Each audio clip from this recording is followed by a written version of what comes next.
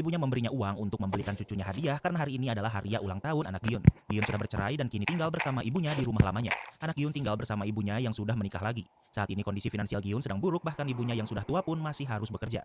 Setelah ibunya pergi, Giun tahu di mana ibunya menyimpan ATM-nya. Giun mencuri uang ibunya, namun ia tak menggunakannya untuk membelikan hadiah untuk anaknya. Ia menggunakannya untuk berjudi balapan kuda. Udah miskin, hobi berjudi sungguh combo yang mantap. Namun hari ini adalah hari keberuntungan Giun karena kuda pilihannya berhasil menang. Ia menang 4,5 juta won atau setara dengan 50 juta rupiah. Karena sangat senang, ia memberi 10.000 won pada kasir. Saat keluar tempat pacuan kuda, Giun menelpon anaknya kalau malam ini mereka berdua akan makan enak untuk merayakan ulang tahunnya. Giun akan menggunakan uang ini untuk menyenangkan anaknya. Giun kembali ke dalam, namun ia bertabrakan dengan perempuan bernama Kang Sebyok. Giun melanjutkan pelariannya, namun ia ditangkap di kamar mandi. Karena takut, Giun berencana memberikan uang yang baru ia dapatkan. Namun, ia diberi kesempatan jika ia gagal membayar, maka organ tubuhnya akan dijual. 저기요. 아까 드린 10,000원 좀. Sangat putus asa, dia anaknya. Namun ia sangat payah dan selalu gagal. Seorang anak membantunya dan ia berhasil mendapatkan hadiah sebuah kotak untuk anaknya. Di malam hari, Giun dan anaknya makan di pinggir jalan. Mereka hanya makan topoki dan anaknya tidak mempermasalahkannya. Sebelumnya, anak Giun sudah makan di restoran steak bersama ibu dan ayah tirinya. Giun merasa rendah diri, namun anaknya berkata kalau ia lebih suka makan topoki karena ibunya melarangnya memakannya. Kemudian Giun memberikan hadiah yang ia dapatkan sebelumnya pada anaknya. Namun ternyata kotak itu berisi sebuah pistol karena Giun tak memeriksanya terlebih dahulu. Namun ternyata pistol itu hanya sebuah korek. Namun tentu ini masih bukan hadiah yang baik untuk anak perempuan. Giun meminta maaf karena malam ini tak seperti yang ia harapkan. Namun Giun berjanji kalau tahun depan akan lebih baik. Mendengar ini, anak Giun ingin mengatakan sesuatu namun ia Saat di stasiun, Giun tertinggal kereta tujuannya dan sepertinya hari yang awal. Saat menunggu, seorang pria dengan jas mengajaknya berbicara. Pria ini tak bernama sehingga kita akan memanggilnya Kim.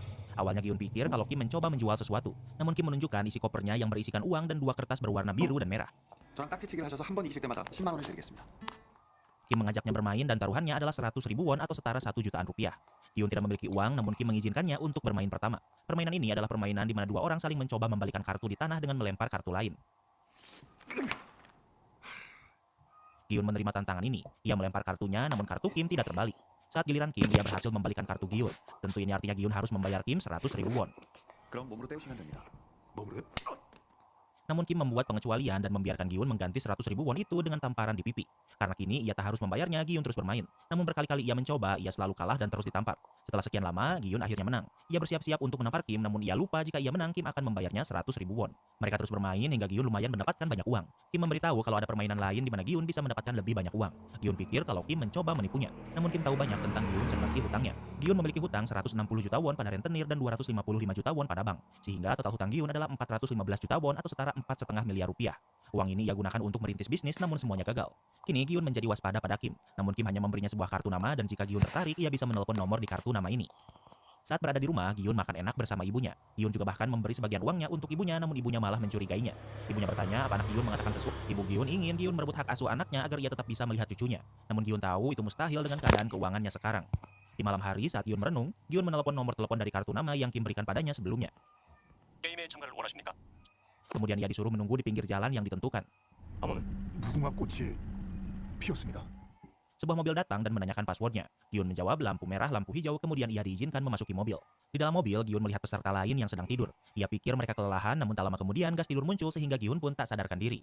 Waktu berlalu, saat Giun terbangun, ia memakai pakaian yang berbeda dengan nomor 456 di dadanya.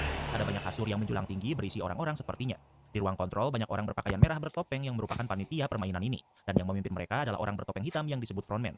Kembali ke tempat Giun. Ia kebingungan dan melihat pria tua bernomor 001 yang sedang menghitung. Pria ini bernama Oil Nam dan ia memiliki demensia. Namun agar mudah, kita akan tetap ada 456 orang sesuai angka di layar. Ilnam adalah peserta pertama, sementara Giun adalah peserta terakhir. Ilnam juga memberitahu kalau ia memiliki tumor di otaknya. Di saat yang sama, orang-orang berkumpul karena melihat perkelahian. Yang berkelahi adalah Sebyok dan preman bernama Jang Doksu. Tentu perkelahian ini tidak adil karena Doksu lebih kuat. Ternyata Sebyok berasal dari Korea Utara dan bekerja untuk Doksu sebagai pencopet sebelum dihianati. Karena itulah Doksu menyerang Sebyok sementara orang-orang hanya melihatnya.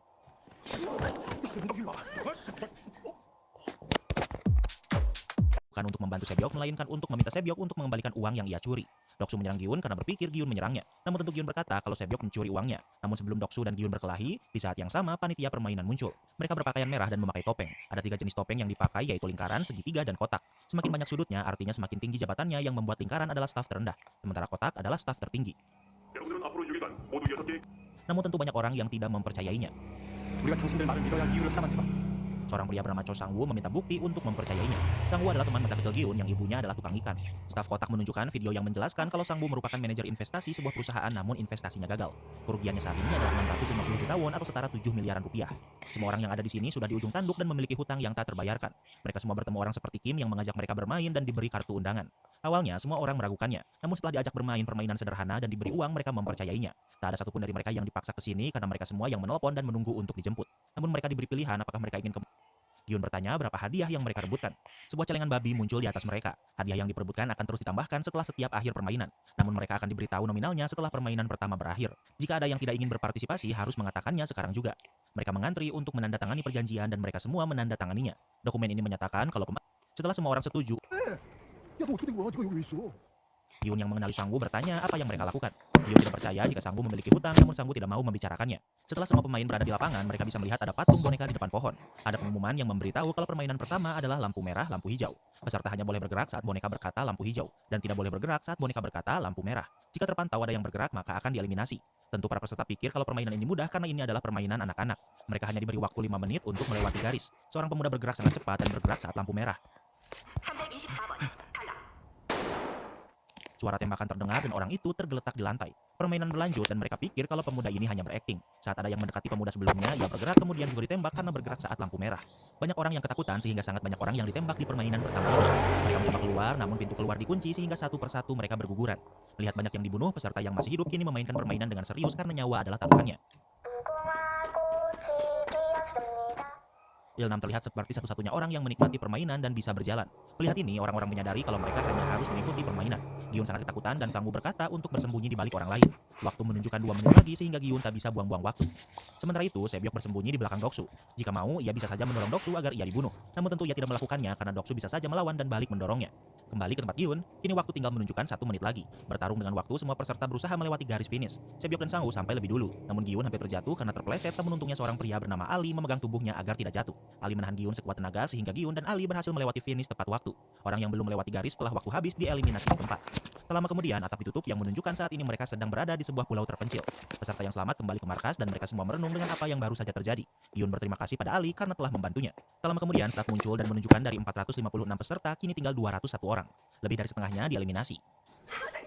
제가 잘못해서 돈 꼭 갚을게요. Seorang perempuan bernama Han Minyo memohon ampun karena ingin dibebaskan. Hal ini membuat peserta lain juga memohon namun staf menjawab kalau mereka di sini untuk diberi kesempatan untuk merubah hidup mereka. Banyak peserta yang tidak ingin melanjutkan permainan. Staf mengingatkan pasal kedua jika ada peserta yang tidak ingin bermain maka akan dieliminasi. Sang-woo juga berkata berdasarkan pasal ketiga, jika mayoritas pemain setuju untuk berhenti maka permainan akan dihentikan. Staf membenarkan pernyataan Sang-woo dan akan melakukan voting untuk menentukan apakah permainan akan dilanjutkan atau tidak. Namun sebelum voting, staf memberitahu hadiah yang akan mereka rebutkan. Setiap orang diberi harga 100 juta won atau setara 1 miliaran rupiah. Karena yang dieliminasi sejumlah 255 orang, artinya hadiah sekarang terkumpul 25 miliar won atau sekitar 250 miliar rupiah. Jika peserta yang selamat ingin menghentikan permainan, maka hadiah yang terkumpul akan dibagikan pada keluarga peserta yang kalah. Sementara yang menang akan pulang dengan tangan kosong. Tak lama kemudian, voting akan dilakukan dengan urutan dari nomor terakhir. Artinya yang pertama voting adalah Gi-hun yang memilih untuk menghentikan permainan. Namun voting selanjutnya lebih memilih untuk melanjutkan permainan. 나가면 뭐가 달라? 어차피 나가도 생 지옥이야, 씨발. Hal ini karena apa bedanya menderita di sini dan di dunia luar. Di sini setidaknya mereka memiliki kesempatan untuk merubah nasib mereka. Setelah semua orang voting, hasilnya imbang 100-100. Orang yang menjadi penentunya adalah Il-nam yang merupakan peserta nomor 1. Dan Il-nam memilih untuk menghentikan permainan. Dan dengan begitu, permainan akan dihentikan dan semua orang akan dipulangkan. Ada orang yang memohon untuk membiarkan peserta yang ingin melanjutkan permainan untuk melanjutkan permainan. Namun staf tidak bisa melanjutkannya. Jika memang permainan akan dilanjutkan, maka mereka akan diberi undangan lagi. Waktu berlalu, Gi-hun dibuang begitu saja di tengah jalan. Ali diturunkan bersamaan dengan Sang-woo di pusat Seoul. Ali ingin meminjam ponsel Sang-woo namun baterai ponselnya mati. Kemudian Ali dan Sang-woo ke minimarket. Sang-woo membeli powerbank dan juga mentraktir Ali makan mie instan. Sang-woo meminjami Ali ponselnya dan Ali menggunakannya untuk menelepon istrinya. Ali sangat berterima kasih karena Sang-woo sudah membantunya. Ali berencana pulang dengan berjalan kaki karena ia tidak memiliki uang. Karena kasihan, Sang-woo memberi Ali uang untuk menggunakan bis. Ali awalnya menolaknya karena ia tidak bisa mengganti uang Sang-woo, namun Sang-woo memaksa dan Ali tidak perlu mengembalikannya. Keesokan harinya, Gi-hun melapor polisi tentang permainan ini namun tentu polisi pikir kalau Gi-hun gila. Gi-hun memberi kartu nama dan meminta polisi untuk meneleponnya. Namun saat polisi meneleponnya, ternyata teleponnya salah sambung. Gi-hun diusir karena polisi pikir ia hanya buang-buang waktu. Kartu nama itu masih di meja polisi. Namun Gi-hun yang pernah meneleponnya kembali menelepon namun nomor itu sudah tidak aktif. Di saat yang sama, seorang polisi muda bernama Hang Junwo datang setelah menangkap preman. Junwo melihat kartu nama Gi-hun di meja polisi sebelum pergi. Kembali ke tempat Gyun. Gyun pulang namun di rumahnya ia tidak bisa menemukan ibunya. Ia menelpon ibunya namun tidak diangkat. Ia ingin memeriksa ke toko ikan dan di sana ia bertemu dengan Sangwoo. Sangwoo terlihat takut untuk bertemu dengan ibunya sehingga mereka sebat dulu di tempat lain. Sepengetahuan ibunya, Sangwoo adalah anak sukses yang selalu ia banggakan. Namun kenyataannya saat ini Sangwoo sedang di ujung tanduk dan memiliki hutang besar. Masalahnya Sangwoo menggunakan aset miliknya dan ibunya sebagai jaminan. Sehingga jika ia gagal membayar hutangnya maka toko ibunya akan disita oleh bank. Di saat yang sama Gyun menerima telepon dari rumah sakit. Dengan cepat Gyun ke rumah sakit karena ternyata ibunya sedang dirawat. Ibu Gyun mengalami diabetes akut dan mungkin kakinya harus diamputasi. Gyun sungguh anak yang durhaka sampai gak sadar ibunya sakit. Dokter menyarankan ibu Gyun untuk tetap dirawat. Namun ibu Gyun tidak ingin tetap di sini karena ia tidak memiliki uang. Apalagi ia tidak memiliki asuransi karena Gyun menghentikan asuransinya dan menghabiskan uangnya. Ibu Gyun sangat lelah dan tidak ingin berdebat lagi. Di tempat lain, Juno sedang di perjalanan ke apartemen kakaknya karena beberapa hari ini tidak bisa dihubungi. Saat di sana, ia juga tidak bisa menemukan kakaknya. Ia memiliki peliharaan ikan yang sudah mati, artinya ia sudah beberapa hari ini tidak di sini. Namun, mereka berdua berasal dari Korea Utara sehingga mereka tidak.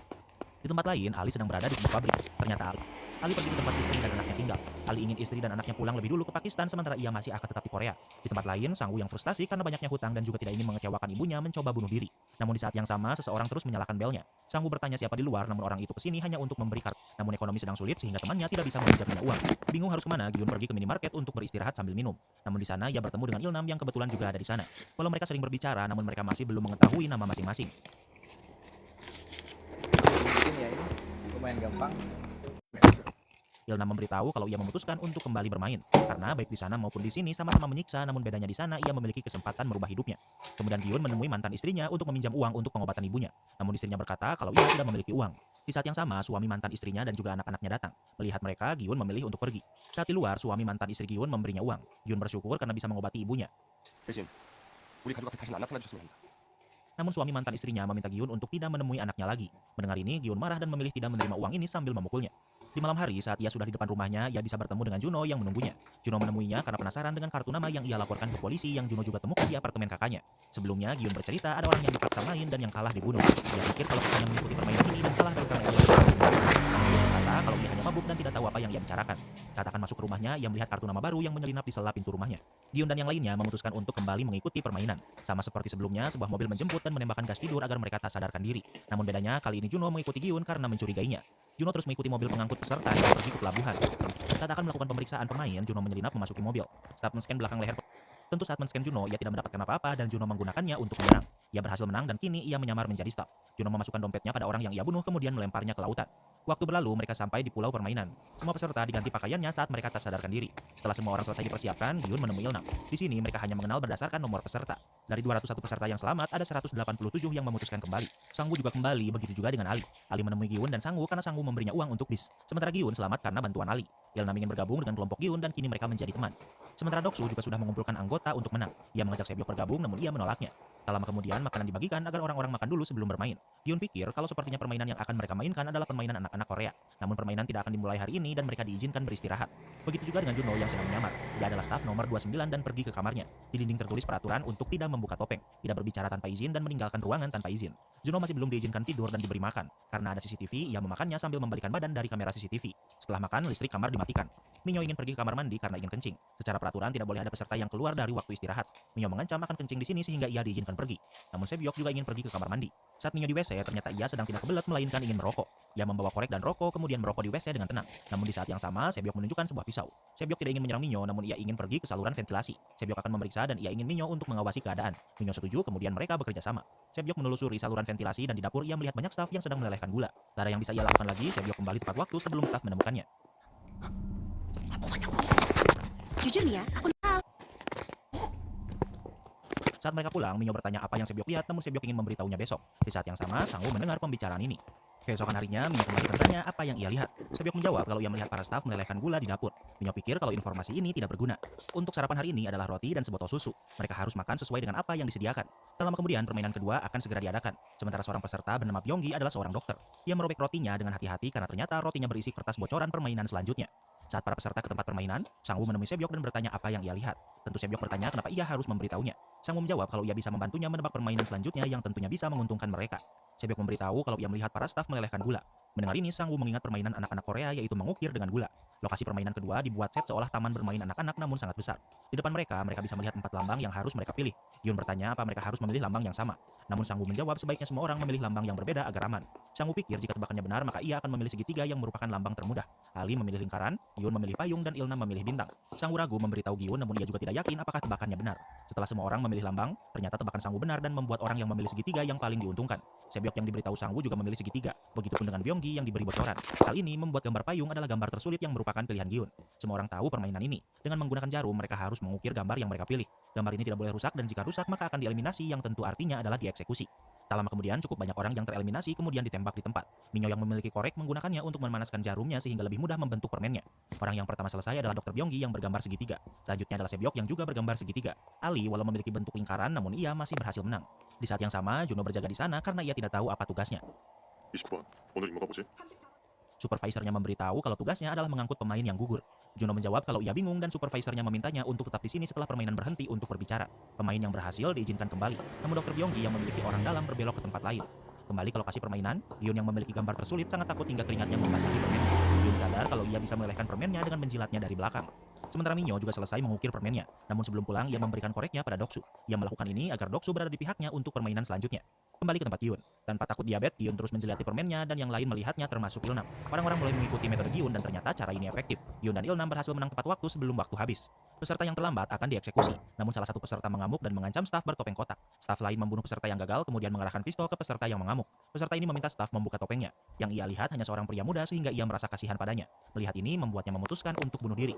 Namun tak lama kemudian frontman datang dan membunuh staf yang membuka topengnya. Salah satu peraturannya adalah untuk tidak membuka topeng. Staf yang dibunuh ini adalah supervisor Juno yang ingin berbicara dengannya. Dengan kematiannya membuat keberadaan Juno masih menjadi aman. Di tempat lain, peserta yang selamat kembali ke kamar. Sang Woo sangat lega melihat Giun berhasil selamat. Dengan begitu, Giun, Sang Woo, Ali, dan Ilnam berhasil melanjutkan ke babak selanjutnya. Di permainan kedua ini ada 79 peserta yang tereliminasi. Kemudian makanan sebelum tidur dibagikan, namun yang diberikan hanya minuman dan sebuah telur rebus. Karena Minyo membantu Doksu sebelumnya membuatnya kini berada di kelompoknya. Tentu makanan ini tidak cukup sehingga grup Doksu mengambil lagi agar bisa makan lagi. 5명밖에 없다고요. 음식은 참가자 수만큼 준비했습니다. 근데 왜 없어? Hal ini membuat 5 orang tidak mendapatkan makanan. Makanan hanya disediakan sejumlah peserta. Seseorang mengadu kalau grup Doksu mengambil makanan 2 kali namun mereka tak peduli. Saat ada yang mencoba melawan tanpa ragu Doksu menyerangnya bahkan hingga membunuhnya. Giun meminta staf untuk melakukan sesuatu namun yang mereka lakukan. Di tempat lain ternyata Dr. Byonggi mendapatkan setelah membereskan tugasnya kini organ ini harus ditip permainan agar malam ini terjadi perkelahian. Kemudian Byonggi memakan telur rebusnya yang melakukan sesuatu. Giun sadar kalau Doksu terus melihat Sebyok yang sepertinya adalah target selanjutnya. 야, 솔직히 괜찮겠어? Giun menemui Sebyok dan mengajaknya untuk bergabung dengan kelompoknya karena ia dalam bahaya. Jika sesuatu terjadi malam ini, ia bisa pergi ke kelompoknya. Namun Sebyok menolak ajakan Giun karena ia tidak mempercayai siapapun. Sementara Dr. Byonggi yang diberitahu untuk bergabung dengan kelompok terkuat tentu bergabung dengan kelompok Doksu. Doksu bertanya kenapa ia harus menerimanya dan Byonggi menjawab kalau ia tahu permainan selanjutnya. Waktu berlalu, sudah saatnya lampu dimatikan. Tak membuang-buang waktu, kelompok Doksu langsung melakukan aksinya. Dalam kegelapan, orang-orang panik karena perkelahian terjadi di mana-mana. Staf membuat listrik kelap-kelip agar membuat orang-orang semakin panik. Sebyok menjadi target utama, namun Sebyok bukan orang lemah sehingga ia bisa melawan Doksu dan melarikan diri. Giun dan yang lainnya khawatir dengan keadaan Ilnam, namun mereka tidak bisa menemukannya di kasurnya. Giun mencari Ilnam, namun yang ia temukan adalah Sebyok yang bergabung dengan kelompoknya. Giun melawan Doksu untuk menyelamatkan Sebyok. Dengan bantuan Ali, Doksu tidak bisa melawan. Ternyata Ilnam ada di atas dan memohon untuk menghentikan perkelahian ini. Tak lama kemudian listrik dinyalakan, kemudian staf membawa senjata untuk membuat semua orang diam. Staf membawa peserta yang meninggal, namun untungnya kelompok Giun tidak ada yang terluka serius. Namun Ilnam yang sudah tua tidak bisa mengingat namanya. Atas perkelahian ini, 27 orang meninggal dan tereliminasi. Di tempat lain, Juno sedang yang merupakan nomornya. Keesokan hari, Byonggi permainan selanjutnya memerintah anak buahnya untuk mengumpulkan kelompok. Beberapa permainan memiliki anggota perempuan bisa menguntungkan, namun permainan lain lebih menguntungkan untuk memiliki tim pria. Kelompok mereka berlima sehingga masing-masing harus mencari satu orang. Sebyok sedang mencari anggota, namun pandangannya tertuju pada perempuan yang menyendiri. Perempuan muda ini bernama Jiong dan Sebyok mengajaknya bergabung. Sementara itu, Minyo diberitahu Doksu kalau di pertandingan ini ia tidak bisa bergabung dengan kelompoknya. Melihat ini Minyo sadar kalau Doksu hanya memanfaatkannya. Di tempat lain, Giun sudah berkumpul dengan kelompoknya namun ia masih kekurangan satu pemain. Ilnam tidak bisa menarik satupun peserta yang ingin bergabung dengannya. Sang Woo pikir tim mereka lemah sehingga tidak ada yang mau bergabung dengannya. Mereka hanya bisa menunggu saat ada orang buangan yang belum mendapatkan kelompok. Dan ternyata orang itu adalah Minyo yang bergabung dengan kelompok Giun. Kelompok ini semakin lemah karena memiliki 1 orang tua dan 3 wanita. Kemudian mereka dibawa ke lokasi permainan yang ternyata adalah tarik tambang. Tim berisi pria seperti kelompok Doksu tentu yang paling diuntungkan dan sebaliknya dengan kelompok Giun. Tim yang akan bertarung dipilih secara random. Tim pertama yang bertarung adalah tim Doksu melawan tim random bercampur pria wanita. Yang membuat permainan ini berbeda adalah mereka akan bermain di atas tower di mana yang kalah akan jatuh dan meninggal. Tangan mereka dirantai dengan tambang sehingga mereka tidak bisa melarikan diri.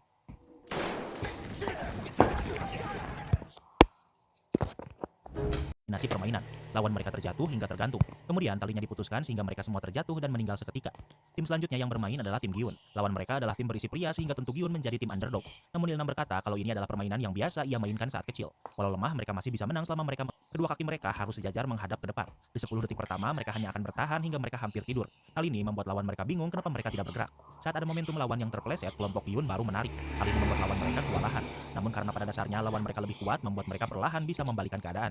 Sangwoo memiliki ide untuk maju 3 langkah untuk membuat mereka jatuh. Dengan aba-aba Sangwoo, mereka maju 3 langkah dan lawan mereka terjatuh, bahkan Gyun juga hampir terjatuh. Namun tim Gyun berhasil memanfaatkan momentum dan memenangkan pertandingan walau timnya lebih lemah. Setelah semua pertandingan selesai, sebentar lagi adalah waktunya beristirahat. Mereka pikir kalau akan ada lagi perkelahian malam ini. Gyun pikir sebaiknya mereka bisa saja menusuknya dari belakang. Doksu adalah waktunya untuk beristirahat malam ini dan tidak menyerang siapapun. Sehingga malam ini setidaknya tidak akan terjadi perkelahian.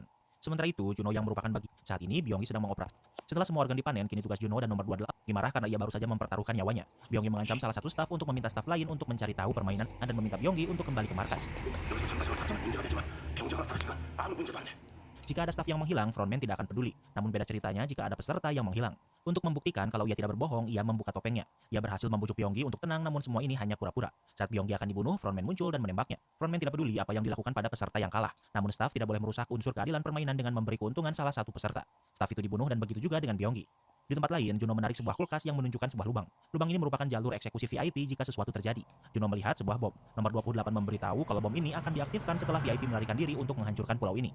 Juno bertanya siapa VIP ini dan nomor 28 mencurigainya. Nomor 28 meminta Juno membuka topengnya. Namun saat dibuka, Juno ketahuan menyelinap, namun Juno yang memegang pistol bisa membalikan keadaan. Ia meminta nomor 28 untuk membuka topengnya. Juno kalau korban itu adalah perempuan, sementara kakak Juno adalah pria.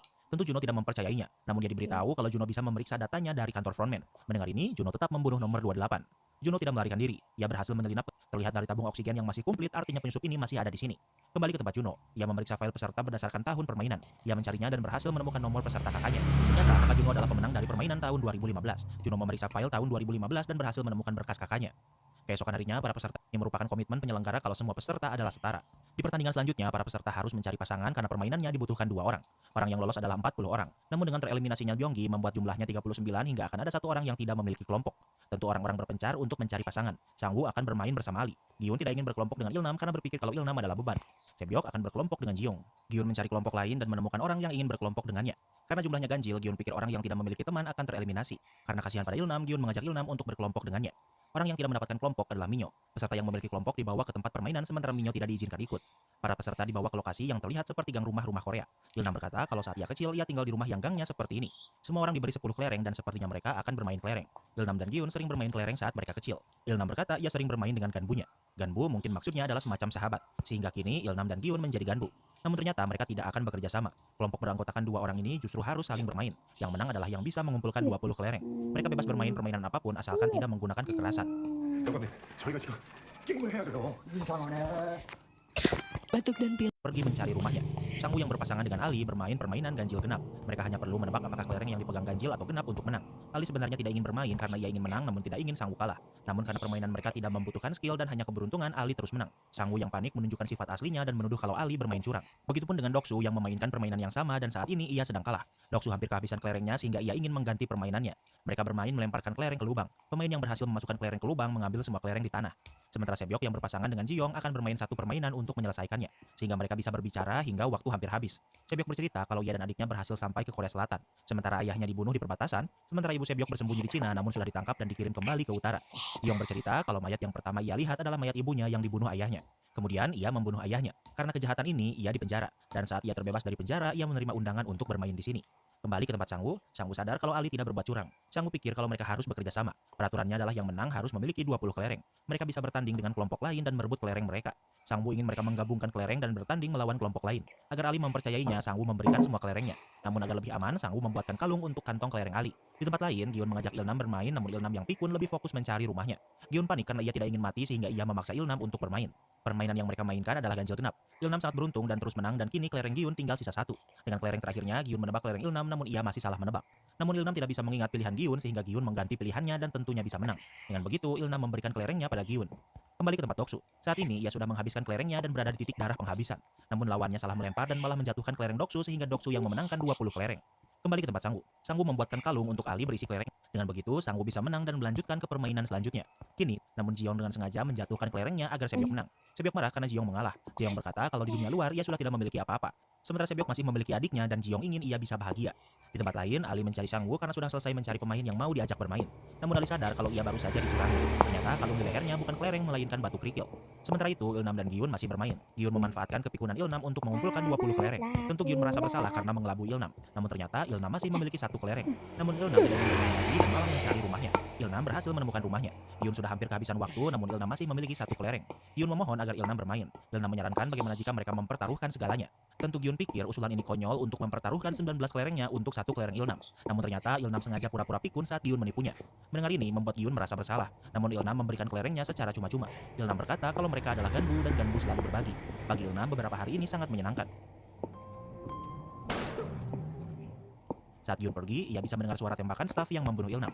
Peserta yang menang dikirim lagi ke markas. Namun ternyata Minyo yang tidak memiliki kelompok di pertandingan keempat bisa melewatinya dan hanya menunggu di markas. Mereka hanya diberi makan kentang rebus. Namun tentu banyak di antara mereka yang terpukul karena harus menang dan mengorbankan teman mereka. Di tempat lain, para tamu VIP yang menggunakan top di mana mereka bisa menonton permainan secara langsung. Mereka bertaruh tentang siapa yang akan menang. 교대 시간이야. Saat pelayan mengantarkan minuman, Juno menyerang salah satu pelayan dan kini Juno urutan pertama, namun ada juga yang lebih menguntungkan di urutan terakhir. Karena mereka tidak tahu permainan apa yang akan mereka mainkan sehingga urutan tengah adalah sweet spotnya.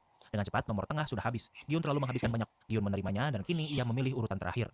Permainan kelima adalah menyeberangi pijakan kaca. Ada 2 kaca yang bisa dipilih. Satu kaca adalah tempered glass yang kuat dan bisa menahan beban 2 orang. Sementara kaca lain adalah kaca biasa. Urutan yang mereka pilih adalah urutan mereka harus melewati jembatan sehingga Giun akan berada di posisi terakhir. Tentu bagi orang biasa tidak bisa membedakan kaca biasa dan tempered glass. Sehingga pilihan ini menjadi 50-50. Pilihan pertamanya benar namun langkah selanjutnya salah. Orang selanjutnya harus melanjutkannya sehingga pemilik urutan awal tidak akan diuntungkan. Satu persatu peserta melewati jembatan. Ketiga orang terakhir adalah Giun, Sebyok, dan Sangwoo. Mungkin mereka tidak terancam karena urutan terakhir. Namun permainan ini memiliki timer sehingga mereka bisa saja kalah karena kehabisan waktu. Urutan paling depan bukannya melangkah malah berdoa. Peserta di belakangnya yang tak sabar mencoba mendorongnya namun malah ia yang jatuh ke kaca biasa. Setelah itu ada yang kembali mendorong dan mereka sadar kalau mereka tidak perlu menjadi tumbal karena bisa mendorong peserta lain. Kini giliran Doksu yang berada di paling depan. Ia tidak ingin maju sehingga menantang peserta lain untuk melewatinya. Di tempat lain salah satu VIP menggoda Juno namun Juno ingin mengajaknya ke tempat yang sepi. Saat topeng Juno dibuka, Juno menyerang VIP dan mengancamnya kemudian merekamnya. Frontman sudah menunggu lama VIP namun masih belum kembali sehingga ia mengirim staf untuk memeriksa. Kembali ke jembatan. Orang di belakang Doksu adalah Minyo. Minyo bersedia maju lebih awal namun ini adalah jebakan. Minyo menjatuhkan diri dengan memeluk Doksu sehingga mereka mati bersama karena memilih kaca biasa. Kini hanya tersisa 4 peserta. Orang terdepan bekerja di pabrik kaca sehingga ia bisa membedakan kaca biasa dan tempered glass dari pantulan cahaya. Frontrunner menyadarinya sehingga ia mematikan sebagian lampu sehingga kini peserta kesulitan membedakan kaca biasa ini.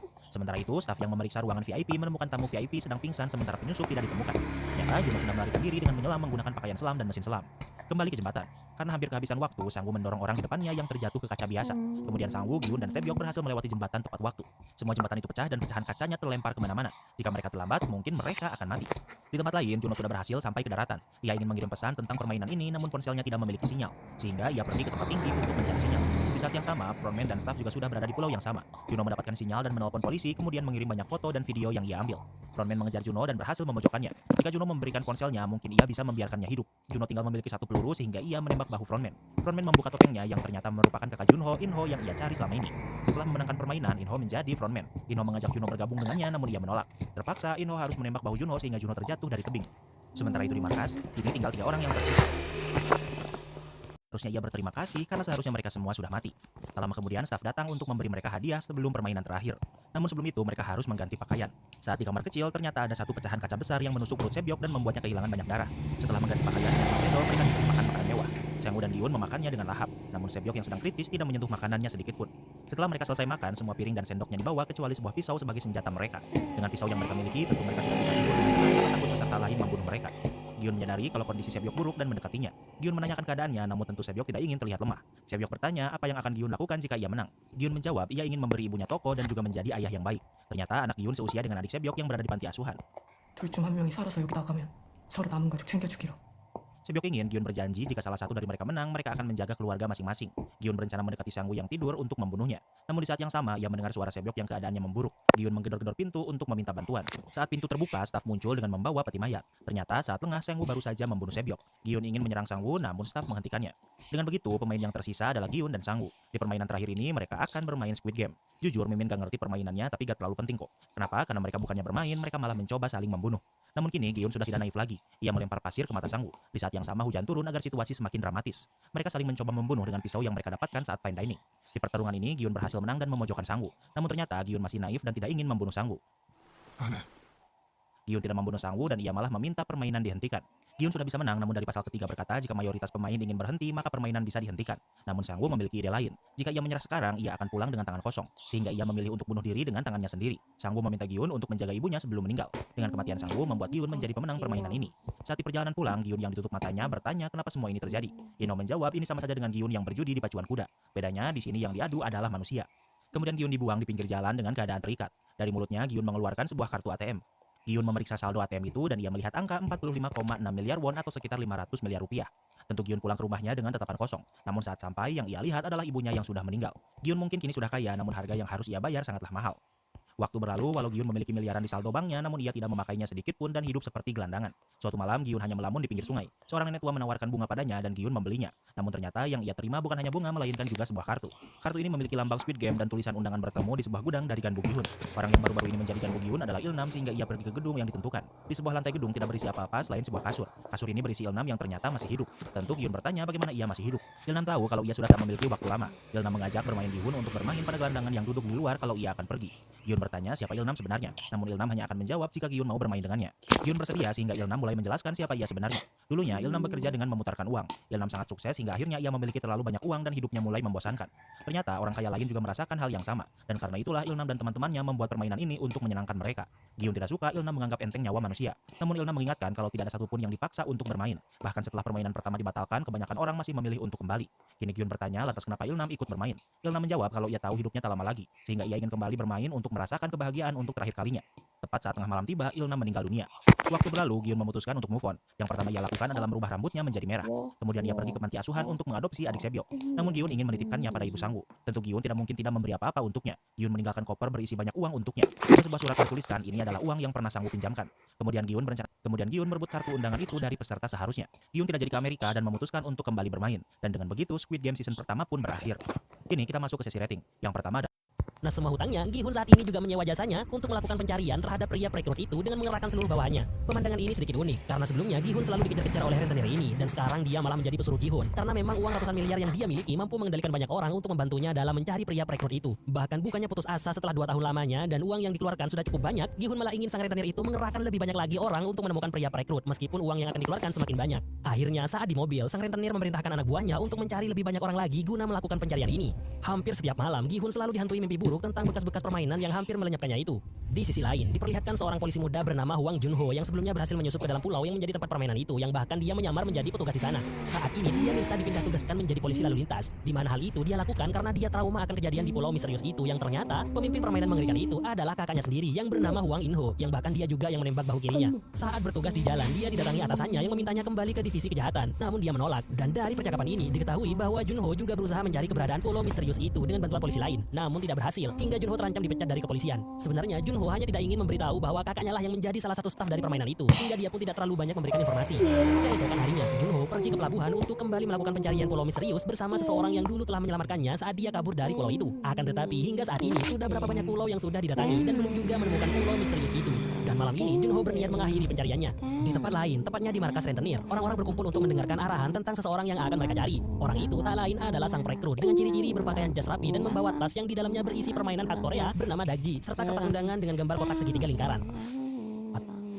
Ibu, saya sering pusing. Untuk mencari orang untuk direkrut. Dalam proses pencarian, mereka akan mengirim foto yang akan langsung diterima oleh Gihun. Namun mereka tidak menemukan orang yang dimaksud hingga pencarian hari ini pun berhenti di malam hari. Keesokan harinya, pencarian pun kembali berlanjut. Akan tetapi tetap sama, tidak menemukan pria dengan ciri-ciri yang dimaksud. Hingga salah satu anak buah sang rentenir menyerah karena menganggap Gihun itu sudah gila. Namun sang bos rentenir sangat percaya kepada Gihun karena Gihun yang dulunya bahkan tidak mampu bayar hutang sekarang bisa melunasinya. Tak lama kemudian, betapa terkejutnya mereka berdua segera menghubungi Gihun agar segera ke sana. Sembari mereka terus mengikuti pria itu dengan wajah yang hampir tidak percaya dengan apa yang dilihatnya. Karena selama 2 tahun mencari pria perekrut itu bagaikan mitos dan sekarang tepat berada di hadapan mereka. Kemudian perekrut itu pergi ke toko roti dan dia memberikan 2 pilihan kepadanya, roti atau undian berhadiah, dan gelandangan itu memilih kertas undian. Bahkan beberapa gelandangan didatangi oleh pria itu untuk ditawari hal yang sama, dan hampir semuanya memilih kertas undian, hanya satu orang yang memilih roti. Setelah itu dia mengeluarkan semua roti itu dan menginjak-injaknya sampai hancur yang membuat para gelandangan merasa eman-eman. Pria perekrut itu pun hanya mengatakan bahwa bukan aku yang membuangnya, tapi kalianlah yang lebih memilih undian daripada roti. Melihat itu, bos rentenir dan anak buahnya terheran-heran dengan apa yang dilakukan pria itu. Sementara itu, Gi-hun yang secepat mungkin bisa sampai di lokasi malah harus berurusan dengan polisi lalu lintas karena melebihi batas kecepatan. Di sana ada Junho, namun dia menyuruh rekannya untuk memberikan surat tilang. Gi-hun yang terburu-buru segera tancap gas setelah surat dia terima, dan hal itu membuat Junho heran. Setelah dicek, dia tercengang karena yang barusan kena tilang itu adalah Song Gi-hun, salah satu mantan pemain di Pulau Misterius. Di saat yang sama, dua rentenir yang terus mengikuti pria perekrut mulai kebingungan karena Gi-hun belum juga datang. Padahal jika tidak segera ditangkap, mungkin mereka akan kehilangan jejak. Karena tidak mau kehilangan uang 500 miliar, mereka akhirnya maju untuk menangkapnya. Akan tetapi, di luar dugaan, pria itu ternyata sangat hebat. Bahkan mereka berdua yang potongannya berandal banget dibuat babak belur. Tak lama setelah itu, Gi-hun datang ke lokasi dan tidak menemukan siapa-siapa, hanya bekas luka dan pisau milik anak buah rentenir. Rupanya dua orang yang sudah babak belur itu sekarang menjadi tawanan pria perekrut yang ternyata di dalam wajahnya yang sangat santai dan tenang menyimpan sesuatu yang mengerikan, di mana mereka dipaksa memainkan sebuah permainan batu kertas gunting dan bagi yang kalah akan ditembak dengan pistol yang diisi 1 peluru dengan kemungkinan keselamatan 1:5. Suasana tegang menyelimuti ruangan itu. Beberapa kali permainan berlangsung dan terasa membosankan bagi pria perekrut hingga dia pun memasukkan 4 peluru lagi dengan kemungkinan keselamatan 5:1 hingga akhirnya si bos rentenir kalah dan berakhir pindah ke alam lain. Di sisi lain, Junho mulai mencari keberadaan Gi-hun untuk mendapatkan informasi tentang Pulau Misterius. Dan setelah berusaha melacaknya, akhirnya dia menemukan markas sang rentenir. Dia lalu menyelinap masuk ke dalam dan tanpa disangka, dia menemukan patung pria dan kertas undangan permainan, menandakan bahwa Gi-hun juga berupaya mengungkap fakta di balik permainan mengerikan itu. Di sana, dia menemukan berkas pendaftaran usaha milik Gi-hun yang bernama Penginapan Pink beserta alamatnya. Di saat yang sama, Gi-hun dikejutkan dengan kehadiran pria perekrut di tempatnya dengan menenteng pistol dengan santainya. Bercak merah di wajahnya menunjukkan bahwa dia sudah melakukan hal mengerikan kepada sang rentenir. Sang perekrut mulai menceritakan masa lalunya yang sangat kelam, di mana pemusnahan orang pertamanya ternyata adalah ayahnya sendiri. Dan sejak saat itulah dia semakin menyatu dengan pekerjaannya saat ini. Dia lalu memaksa Gi-hun memainkan sebuah permainan di mana dia memasukkan 1 peluru dalam pistol itu dan mulai memutarnya. Mereka menarik pelatuknya secara bergantian sampai pada akhirnya peluru itu akan mengenai salah satu dari mereka. Dan akhirnya keselamatan Gi-hun mulai terancam karena peluru itu mungkin sudah waktunya keluar. Akan tetapi dia selamat dan betapa terkejutnya dia saat pria itu menarik pelatuknya. Ya, dia sudah berakhir. Setelah itu, Gi-hun mencari sesuatu di sakunya yang sebelumnya diberitahu oleh pria perekrut itu bahwa semua informasi yang Gi-hun inginkan ada di sakunya. Sementara itu, Junho yang sedari tadi sampai di depan penginapan terkejut saat mendengar suara tembakan hingga dia pun segera bergegas. Di sana, dia menemukan anak buah bos rentenir yang diketahui bernama Choi Woo-suk yang tengah terikat. Setelah itu, Junho segera menuju tempat Gi-hun, di mana dia langsung menggeledah Gi-hun untuk ditangkap. Namun tiba-tiba Woo-suk memukul Junho hingga pingsan. Dia lalu mengenalkan diri di hadapan Gi-hun dan tepat saat itu, Gi-hun membaca surat undangan yang dia dapat di saku pria perekrut yang bertuliskan 31 Oktober tengah malam di klub HDH. Setelah itu, Gi-hun menginterogasi Junho untuk mengetahui apa yang sebenarnya dia inginkan, yang mana hal itu tak lain adalah untuk mengungkap siapa saja orang-orang di balik permainan mengerikan itu. Akan tetapi Junho tidak mau memberitahu bahwa kakaknya sendirilah yang menjadi pemimpin permainan itu atau yang dikenal dengan frontman. Akhirnya Gi-hun dan Junho setuju untuk menjalin kerjasama dalam mengungkap orang-orang di balik permainan itu, meskipun Woo-suk tidak setuju untuk bekerjasama dengan polisi, sebab dulu dia sering ditipu oleh polisi hingga membuatnya trauma. Lalu Gi-hun menunjukkan ruangan tempat dia menyimpan uang yang sangat banyak, di mana semua uang itu akan dia gunakan untuk membiayai proses pembongkaran kedok permainan misterius, termasuk pembelian senjata yang dia kumpulkan guna melakukan persiapan melawan orang-orang di balik permainan itu. Dan dia juga telah menyiapkan ruangan khusus kedap suara untuk melakukan latihan menembak dengan semua senjata itu. Di tempat yang berbeda, terlihat seorang wanita yang sedang beristirahat dalam sebuah mobil sambil menangisi foto keluarga kecilnya. Tak lama, dia ditegur oleh satpam karena berada di tengah-tengah taman, meskipun dia sebenarnya mempunyai pekerjaan di tempat itu pada keesokan harinya. Dia bekerja sebagai badut boneka di taman hiburan itu. Saat itu, dia memberikan permen kepada gadis bocil, dan setelah istirahat, dia didatangi olehnya untuk memberikan gambarnya sebagai hadiah karena telah memberinya permen.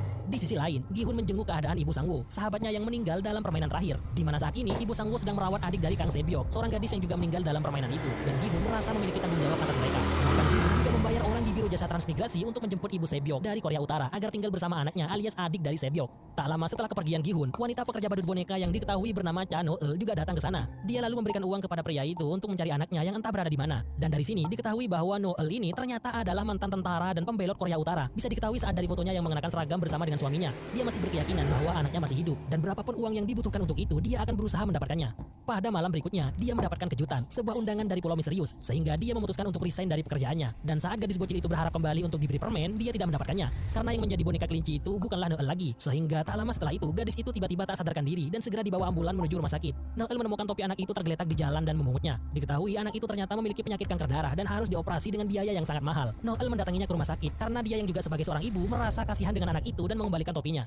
Di sisi lain, Junho yang saat ini sedang makan bersama ibunya tak tega melihat sang ibu yang terus-menerus bersedih atas hilangnya kakak Junho. Meskipun sebenarnya Junho mengetahui apa yang dilakukan kakaknya saat ini, yaitu menjadi frontman. Dia sangat menyayangi kakaknya karena sang kakak sangat baik kepadanya, bahkan dia rela memberikan 1 ginjalnya kepada Junho agar Junho bisa tetap hidup. Demi sang ibu, Junho akan mengungkap alasan Inho, kakaknya, menjadi frontman beserta semua orang di balik permainan itu. Sementara itu, Gi-hun memanggil dokter untuk memasukkan alat pelacak ke dalam giginya, yang nantinya dia akan gunakan untuk melacak Pulau Misterius saat Gi-hun masuk ke sana lagi. Dan persiapan pun semakin matang. Orang-orang ahli senjata yang merupakan mantan prajurit angkatan laut berhasil Woo-suk kumpulkan untuk membantu Gi-hun. Setelah itu, Gi-hun menghubungi seseorang yang tak lain adalah anak perempuannya yang ikut ibunya ke Amerika.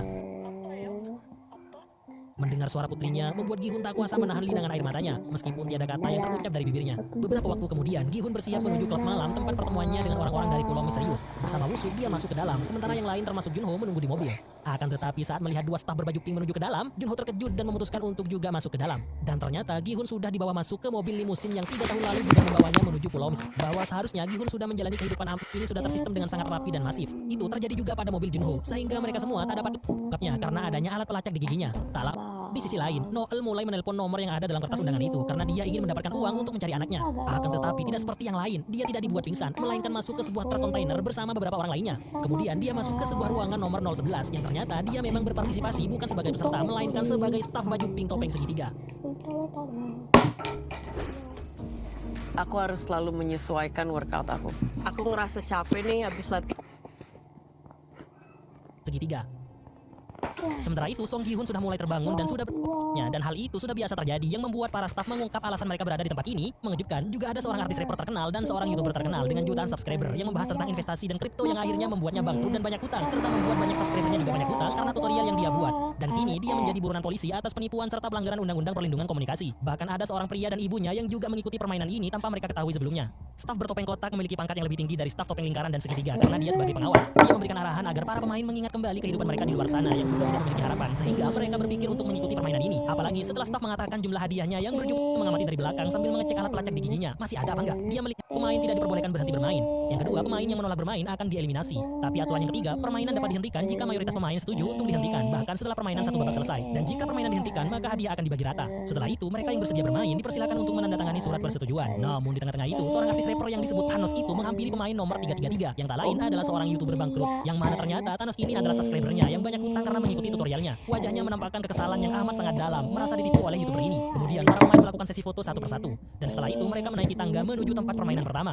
Saat itu tiba-tiba ada seseorang pria memanggil Gi-hun yang ternyata dia adalah sahabat lamanya bernama Jungbae. Gi-hun terkejut melihatnya ada di sini sehingga dengan ekspresi gawat dan serius dia memberitahu Jungbae agar mengikutinya di belakang demi menyelamatkan nyawanya. Meskipun awalnya Jungbae menganggapnya biasa saja. Setelah itu mereka semua masuk ke sebuah tempat yang luas di mana di kejauhan terlihat robot gadis yang bersiap memantau mereka semua didampingi dua staf. Di saat yang sama Woo-suk bersama para tentara bayaran yang sedang mengikuti arahan menuju alat pelacak Gi-hun. Tanpa disangka mereka malah menuju ke arah seorang pemancing di mana alat pelacak Gi-hun ternyata malah berada di dalam kotak berisi umpan ikan. Dan setelah ditanyakan, pria itu mengatakan bahwa kotak umpan itu diberikan oleh seseorang di dermaga. Hilang sudah jejak mereka menuju ke arah Gi-hun. Pantas saja meskipun sudah memakai drone untuk mengecek bagian atas pulau, Junho juga tidak bisa menemukan apa-apa. Dan di saat yang sama, Gi-hun yang tengah mengecek kembali alat pelacaknya dibuat terkejut sekaligus ketakutan karena ternyata alat pelacak itu sudah tidak ada dalam giginya. Dia pun terpaksa harus kembali merasakan permainan mengerikan ini untuk yang kedua kalinya. Beberapa waktu sebelum mulai, Gi-hun maju ke depan untuk memberi arahan sekaligus peringatan kepada mereka agar serius memainkan ini karena jika tidak mereka akan pindah alam. Awalnya mereka santai saja dan tidak terlalu memperdulikan ucapan Gi-hun. Meskipun begitu, Gi-hun tetap gigih memperingatkan mereka hingga mereka berjalan cukup jauh dan mereka malah semakin terganggu dengan suara Gi-hun. Hingga pada akhirnya ada seorang gadis yang bergerak karena ketempelan lebah. Saat itulah suasana mulai tegang karena sejak saat itulah orang-orang yang terkejut tak mampu menahan diri untuk melarikan diri hingga mereka yang berusaha kabur harus meninggalkan dunia ini dengan cara yang tak disangka. Dan yang sangat mengejutkan, di antara para staf penembak itu ada Noel, sehingga dari sini diketahui posisi para penembak yang sebelumnya tidak terekspos. Para penembak mendapatkan perintah otomatis dari robot gadis itu nomor berapa yang terkonfirmasi melakukan pergerakan dan mereka langsung melakukan eksekusi. Lalu Noel sedikit terkejut melihat pria yang merupakan ayah dari gadis yang berada di rumah sakit. Di sisi lain, untuk menenangkan mentalnya, Thanos mengambil obat di kalungnya sehingga di saat yang lain tegang dalam permainan ini, dia seorang diri malah riang gembira dengan gaya bebas seperti tidak akan terjadi apa-apa. Pada akhirnya, mereka semua berhasil sampai ke garis aman meskipun ada sedikit drama dari Gi-hun yang ingin menyelamatkan seseorang yang pada akhirnya tak tertolong juga. Para staf penembak kemudian membereskan senjata mereka untuk melakukan tugas selanjutnya, termasuk Noel. Mereka yang awalnya begitu santai dan bahagia, staf agar mengampuni mereka dan membiarkan mereka keluar dari tempat ini. Dengan lantang menyerukan agar para pemain menghentikan permainan sesuai dengan peraturan nomor 4 yang memperbolehkan permainan dihentikan. Jadi saat dijumlahkan semua, maka hasilnya rupanya kebanyakan dari para pemain tidak puas dengan perolehan uang saat ini, yang tentunya akan memilih meninggalkan tempat ini.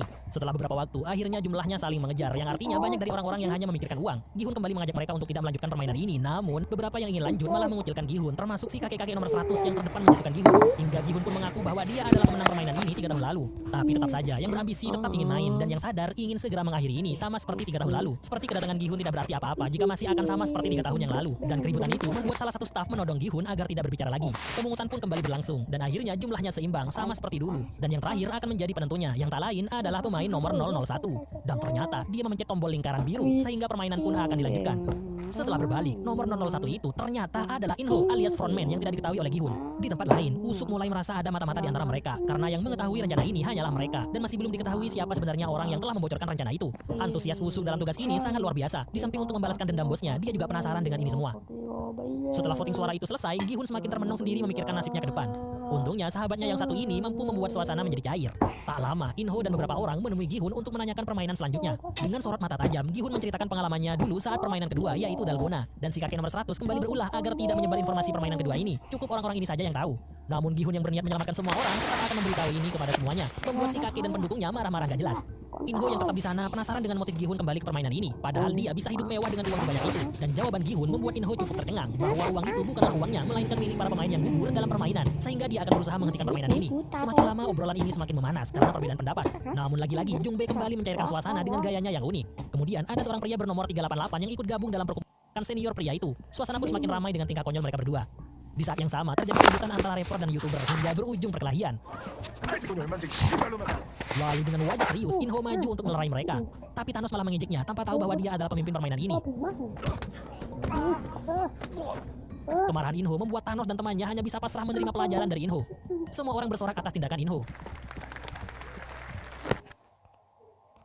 In-ho mendatangi Gi-hun untuk curhat tentang kehidupannya, di mana dia memiliki seorang istri yang harus dioperasi karena sakit parah. Namun dia juga sedang hamil yang membuat situasi semakin sulit, sehingga dia harus mencari uang untuk biaya rumah sakit. Dan saat dia meminjam uang kepada temannya, dia malah dituduh terima suap yang mengakibatkan dirinya dipecat dari pekerjaannya.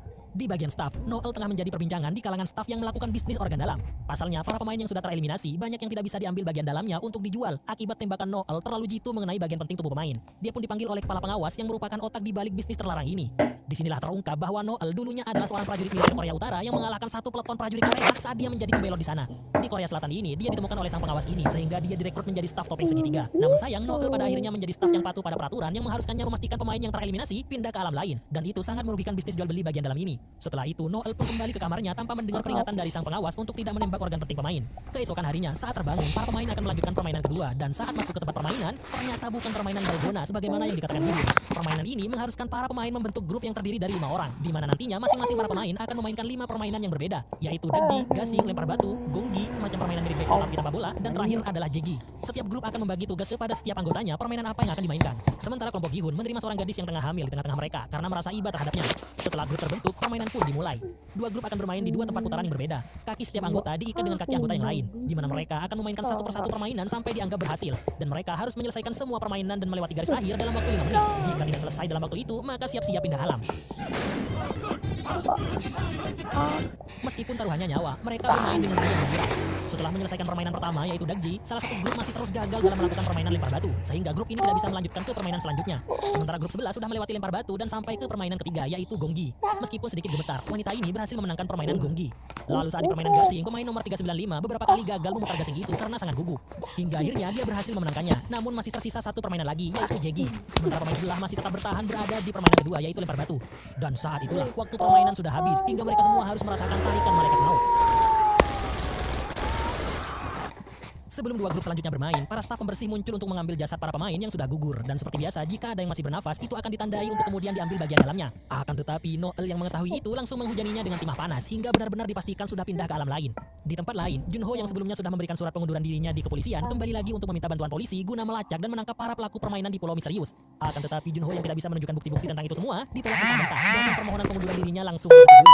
Untuk itu, saat ini Junho harus bertindak sendiri. Misterius, tempat Gi-hun dan orang-orang yang sedang melakukan pelemparannya. Kemudian, kini giliran sang ibu bermain gonggi. Awalnya dia sangat gugup dan beberapa kali gagal. Namun sang anak memanas-manasinya dengan mengingatkan sang ibu bahwa dia pernah memainkan gonggi dengan menggunakan peluru. Bahkan di saat-saat terakhir, sang anak mengingatkan kisah perselingkuhan ayahnya dulu. Dan ibunya pun berhasil juga, hingga pada akhirnya mereka semua berhasil memenangkan permainan kedua ini. Begitu juga pemain sebelah. Permainan terus berlanjut meskipun beberapa pemain tereliminasi karena kehabisan waktu. Kini tinggal giliran kelompok Gi-hun sekaligus merupakan kelompok terakhir di permainan ini. Untuk permainan Dagji, lempar batu, dan bahkan gonggi bisa dimenangkan dengan sekali main.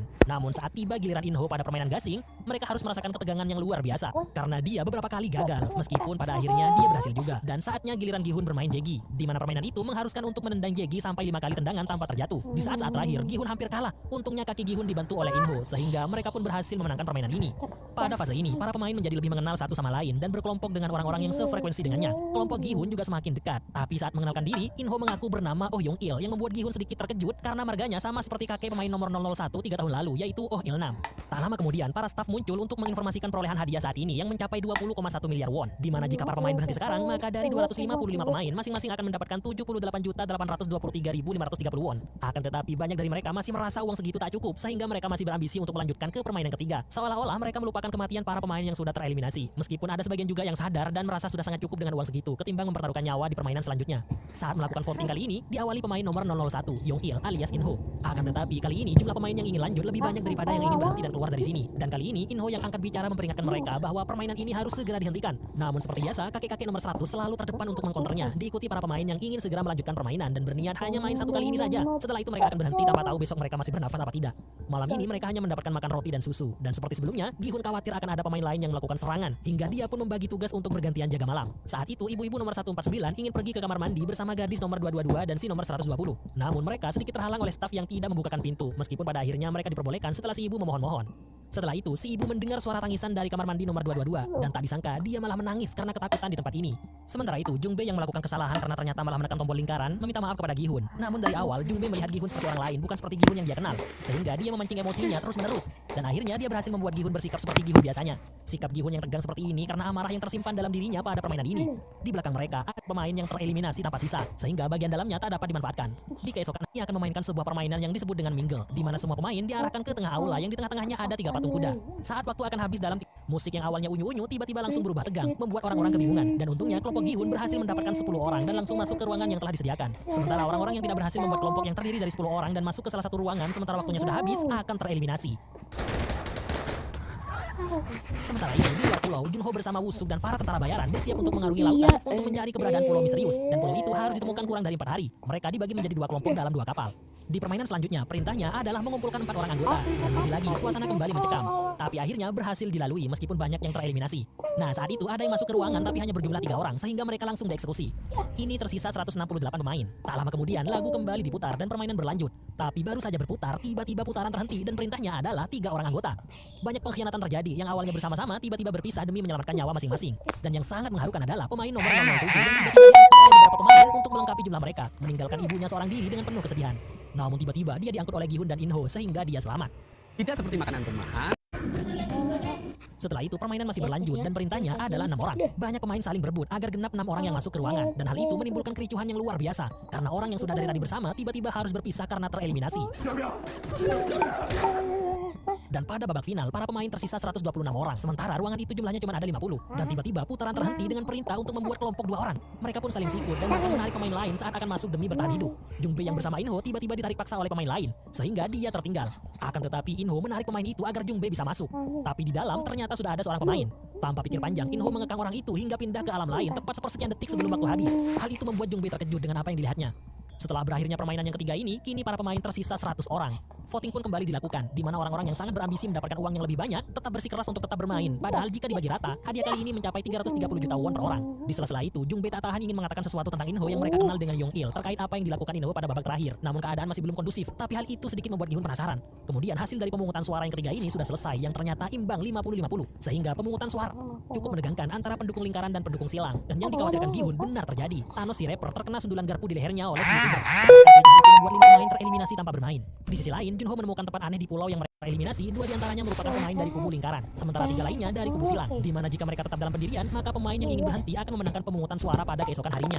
Akan tetapi ada perintah baru bahwa dalam 30 menit lampu akan dimatikan dan para pemain harus kembali ke tempat tidur. Suasana ini dirasakan oleh Gi-hun sama seperti 3 tahun lalu, di mana nantinya para pemain akan saling serang demi mencapai tujuan mereka. Saat ini Gi-hun mempunyai rencana tak terduga dan sangat berisiko di para staf. Ya, dia berencana untuk melenyapkan para staf dan menghancurkan. Kemudian ketika lampu sudah mati, saat itulah penyerangan mulai dilakukan.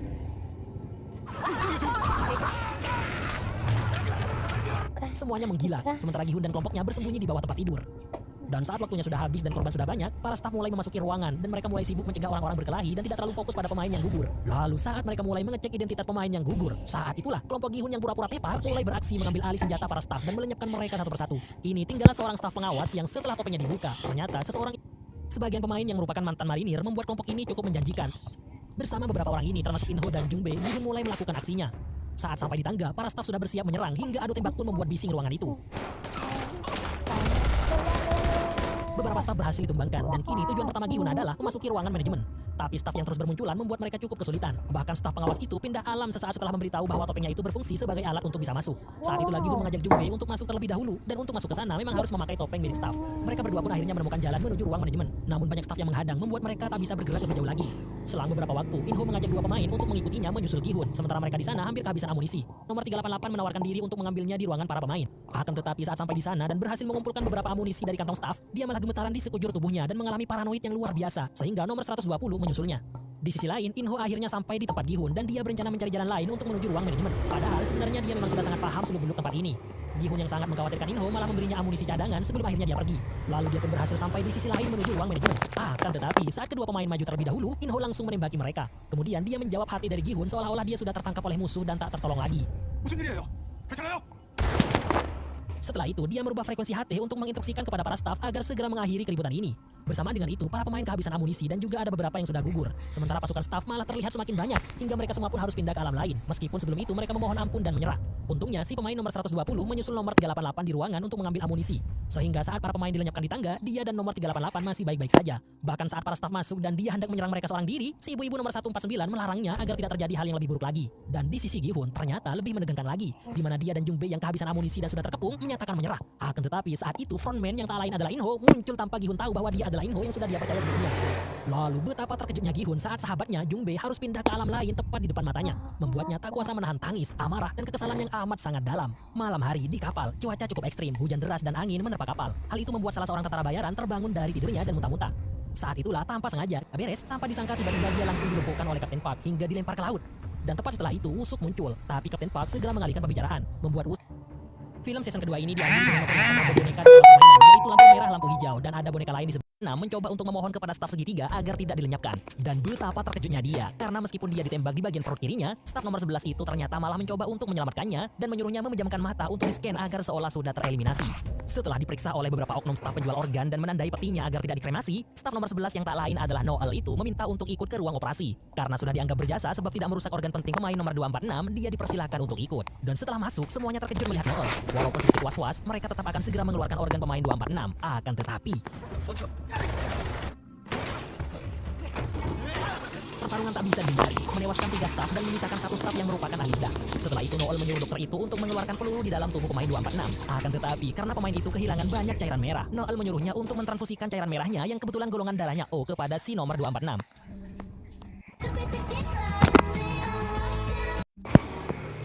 Setelah dirasa pemain itu sudah mulai pulih, Noel melenyapkan nyawa si dokter untuk menghilangkan jejak dan mengganti pakaiannya dengan si nomor 246. Sementara itu, di sisi lain, beberapa kejutnya mereka melihat pemain nomor 456 yang tak lain adalah Song Gi Hun yang rupanya masih hidup. Keesokan harinya, saat Gi Hun mulai membuka mata, si ibu-ibu nomor 149 adalah orang yang paling mengkhawatirkan keadaannya. Namun setelah bangun, hati Gi Hun malah semakin hancur karena orang-orang yang mengikuti jejaknya semuanya sudah pindah alam, termasuk sahabat terbaiknya yaitu pemain nomor 390, Jung Bae. Bahkan staf kotak mengumumkan perolehan hadiah setelah 35 pemain dinyatakan tereliminasi, membuat Gi Hun semakin marah dan menggila. Kenapa hanya dia yang masih dibiarkan hidup? Berbeda halnya dengan kebanyakan pemain yang semakin silau melihat jumlah uang hadiah yang semakin banyak, yaitu 39,6 miliar won. Apalagi si kakek menjengkelkan nomor 100 ini. Teriakan putus asa dan emosi Gi Hun menggema di ruangan itu dan tak ada yang bisa dilakukan hingga para staf memborgol tangan Gi Hun agar tidak meronta-ronta. Setelah itu pemilihan suara untuk permainan selanjutnya pun dimulai. Hanya Gi Hun yang tidak melakukan voting. Dari sorot matanya yang kosong, bisa dilihat bahwa mental dan jiwa Gi Hun seperti sudah mati. Dia tak bergeming sama sekali. Dan voting pun selesai, di mana pemain yang ingin melanjutkan permainan lebih mendominasi sehingga keesokan harinya permainan akan dimulai.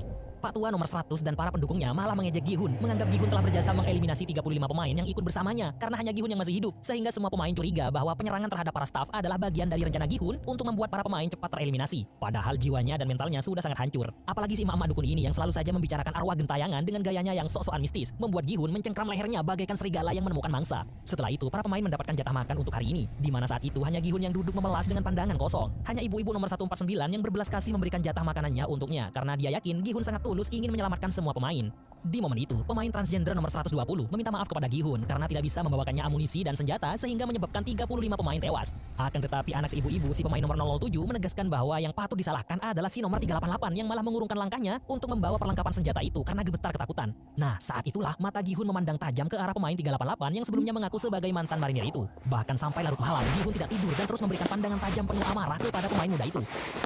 Selang beberapa waktu, para pemain bangun untuk melakukan permainan selanjutnya. Semua diarahkan ke ruangan permainan. Namun di tengah jalan, mereka dibuat prihatin dengan beberapa pemain yang tewas akibat melakukan penyerangan terhadap para staf sebelumnya, termasuk Junbei yang membuat Gi-hun mencapai puncak amarahnya. Saat masuk ke dalam ruangan, para pemain dipersilahkan untuk mengambil bola merah dan biru secara acak. Dan setelah semua pemain sudah mendapatkan bola masing-masing, staf mengumumkan permainan yang akan dimainkan, yaitu kucing-kucingan. Para tim merah harus melenyapkan nyawa dari tim biru agar bisa dinyatakan lolos. Bahkan mereka dibekali pisau untuk memudahkan dalam melakukan aksi pelenyapan. Sementara tim biru dibekali sebuah kunci yang bisa mereka gunakan untuk membuka pintu dalam proses pelarian mereka. Hingga pada puncaknya, tim biru harus menemukan pintu terakhir agar bisa keluar dan lolos. Namun para pemain masih diperbolehkan untuk menukar posisi mereka jika sudah saling sepakat. Dan ada beberapa pemain yang melakukan itu. Salah satunya adalah si ibu-ibu nomor 149.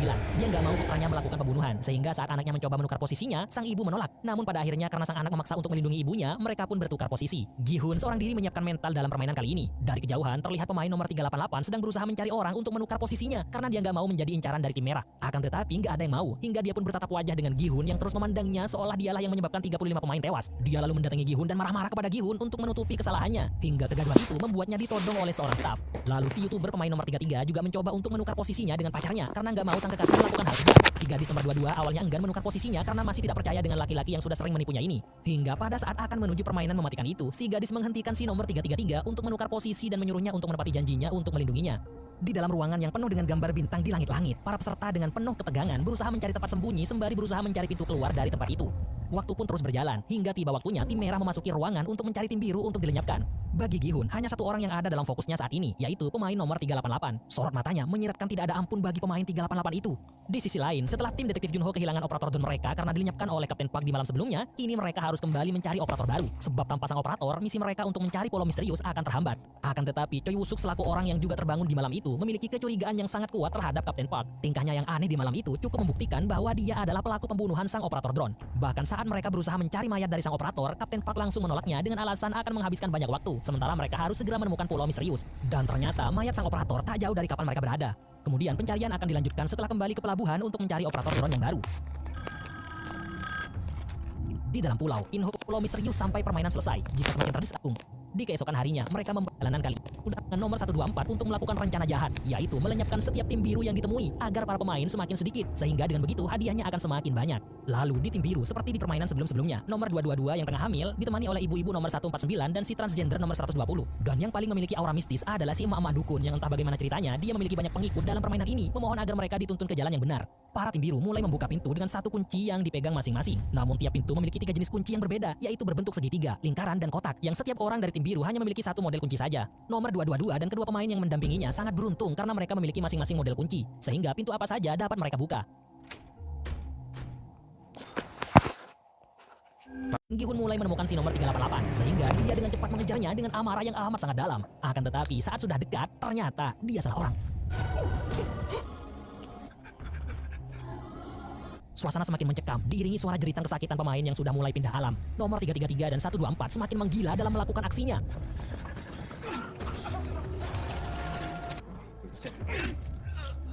Bahkan kalung berisi pil miliknya terjatuh tanpa dia sadari. Hingga sesaat setelah mereka berdua pergi, benda itu ditemukan oleh si nomor 125. Di tempat yang berbeda, kelompok 222 kedatangan seseorang dari tim merah yang akan melenyapkan mereka. Dan hal itu dikarenakan si nomor 222 malah terpeleset hingga jatuh dari tangga. Sehingga mau nggak mau nomor 120 yang seorang mantan tentara berusaha melawan dan akhirnya berhasil melenyapkannya. Tapi sayang, kaki nomor 222 semakin membengkak dan hampir nggak bisa berjalan. Sementara hal menjengkelkan dialami oleh seorang pemain tim biru yang sedang bersama kakek-kakek nomor 100. Padahal dia yang menuntunnya membuka sebuah pintu. Akan tetapi dia malah didorong ke dalam ruangan agar dilenyapkan oleh tim merah. Betapa liciknya kakek-kakek yang satu ini. Dan setelah tewas, kalung milik pemain 232 itu diambil olehnya. Di sisi lain, si nomor 007 akhirnya menemukan seseorang dari tim biru untuk dilenyapkan. Tapi karena dia tidak punya basic bertarung sama sekali, dia malah terpojok dan hampir saja meregang nyawa. Untungnya ada seseorang dari tim merah yang langsung menuntaskannya. Bukan karena ingin menolongnya, melainkan hanya itu caranya untuk bisa lolos dalam permainan ini. Di saat yang sama, ibunya yaitu nomor 149 malah mengalami hal tak terduga, di mana si nomor 22 yang tengah hamil tua akan melahirkan. Dia membantu proses persalinan dengan alat seadanya, dibantu oleh pemain nomor 120. Hingga selang beberapa waktu, seorang bayi mungil dan lucu terlahir ke dunia dan malah harus bergelut dengan keadaan yang buruk. Si nomor 388 yang menjadi incaran Gi-hun kini terancam oleh pemain lain. Dia lari dengan perasaan penuh ketakutan, hingga akhirnya mau nggak mau dia harus berduel. Dan di tangga itu, dia berhasil melumpuhkan musuhnya yang lalu dia mengambil pisaunya untuk bertahan hidup meski kakinya kini mengalami kesakitan. Lalu si Mama Dukun dengan gayanya yang seolah punya kekuatan goib mengarahkan para pengikutnya yang setia hingga berada di depan sebuah pintu. Namun setelah dibuka, dukun itu langsung kicap dan lari terbirit-birit meninggalkan para pengikutnya. Yang setelah itu ternyata ada pasangan nomor 333 dan 124 yang sedang bengis-bengisnya memusnahkan para tim biru. Padahal mereka berdua sudah dinyatakan lolos. Kemudian di dekat mereka ada si kakek nomor 100. Perasaan takut mati yang sangat kuat membuat si kakek harus kabur secepat mungkin. Untungnya dia spontan memiliki ide untuk berkamuflase, berpura-pura mati di dekat seorang pemain yang sudah tereliminasi, sehingga dia pun berhasil selamat dari maut. Di saat yang sama, si Mama Dukun yang lari dalam keadaan yang sangat panik malah bertemu dengan Gihun. Tapi dia beruntung karena Gihun tidak berhasrat untuk membunuh selain kepada nomor 388. Di momen itu, si Mama yang tahu bahwa Gihun mengincar nomor 388 memberitahunya bahwa si nomor 388 sedang terluka di kakinya, sehingga Gihun bisa mengikuti jejak tetesan lukanya.